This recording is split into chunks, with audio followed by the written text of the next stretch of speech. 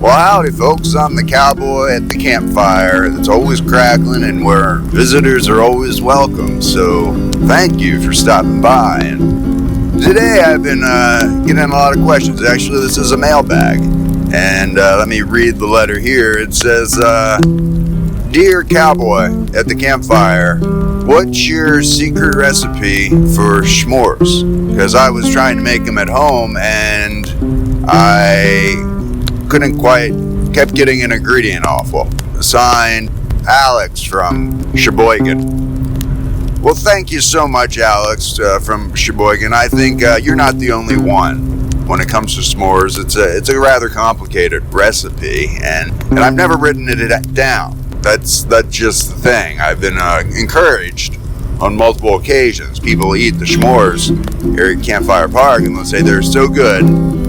Could you please share your recipe? You know, and then I get to writing, and it's rather long, really. It's multiple pages and multiple steps, and I just can never really quite write it down. So maybe I can talk it out. The first thing you need to do is, well, you got to hike deep into the woods to find the proper s'mores making stick. If you don't have the right stick, you're not going to make a good s'mores. You know, it doesn't matter how good your marshmallow is, it's just not going to be right. Then you got to get kind of the perfect campfire going, you know, the right amount of kindling, and then you take the marshmallow. You want to kind of go mid-bag on the marshmallow. You don't want to get the one right at you want to go in a couple, you know. You want to kind of touch a couple marshmallows before you get to the one in the middle of the bag. But you might want to wear a glove. And then you mix them up afterwards as part of it. You got to shake the marshmallow bag really when you're grabbing them, and that's 100% vital.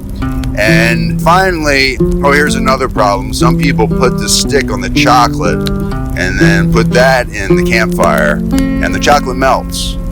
And that's a chronic problem. I've seen that many times.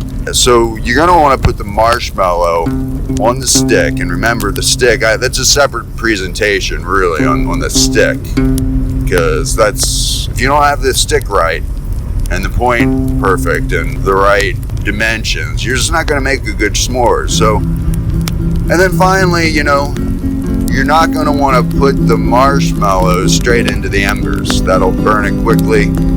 But if you keep it too far away, it won't melt at all. And I've seen that before. People are just too far from the campfire, and the s'mores is very gummy because the marshmallow didn't melt. So these are just all tips, really. And I should come out with a handbook. A lot of people have been telling me on this. So if we go to finally, then you kind of put it all together. And here's another mistake. You know, people think marshmallow, chocolate, graham cracker. A lot of people get confused. I've seen this, and they'll put a piece of pepperoni on it.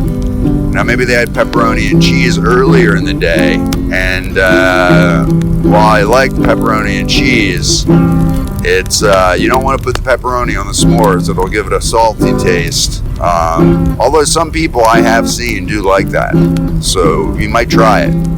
And then finally, you're going to want to set the s'mores out to cool a little bit.